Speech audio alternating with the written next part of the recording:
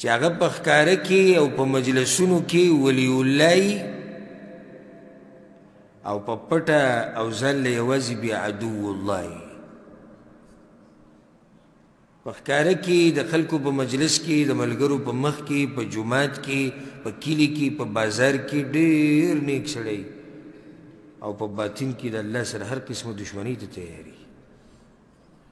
اصل د تقوا او د دینداري پته هم ګورې هغه وخت کې لګي چې انسان صحیح ځان لري دې ټیم کې تقوا پته لګي ما ته خپل ځان ښه معلوم دی او تا ته خپل ځان ښه معلوم دی ستا په پټو زه نه یم خبر او زما په پټو ته نه یې خبر خو دومره به ووایو ما ته خپل ځان معلوم دی او تاسو ته خپل ځان معلوم دی او دا حالت پرېږدي دا اوس چې مونږ څنګه یو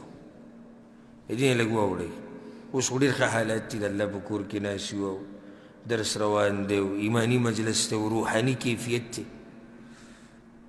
هغه بل مخ هغه تا ته معلوم دی ستا هغه او زما هغه ما ته معلوم دی او دا درته وویل چې بیا زموږ د ټولو هغه الله ته معلوم دی هغه حال هغه وخت هغه بیا الله ته معلوم دی ولې د عرش په سوري کې به یو هغه کس ولاړي چې یوازې ورته الله رایت شي او په ژړا شي ولې الله نه خو ټول یېرېږي خو دا ولې خاص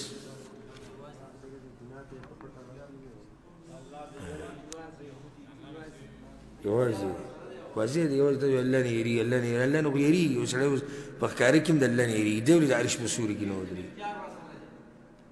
جواب یې دا دی چې دی یوازې دی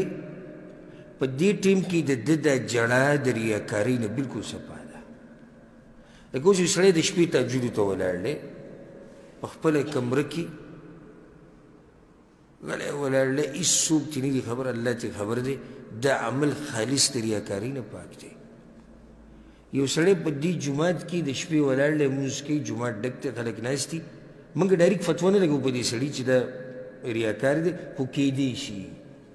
احتمال شته که نشته احتمال شته چې کیدی شي موږ ته یې ښایي کیدی شي موږ ته جړا اورئ کیدی شي او کیدی شي خو چې سړی ځان له د یک یوازې دی دې کې ریاکاري راتلی نه شي دې ریاکاري چا ته کوي چا ته کوي خو څوک یې نه ویني د الله نه علاوه څوک نه ویني د الله نه علاوه څوک نه اوري نو د الله نه یره په پټه او په ښکاره کې په هر حال کې د الله نه یره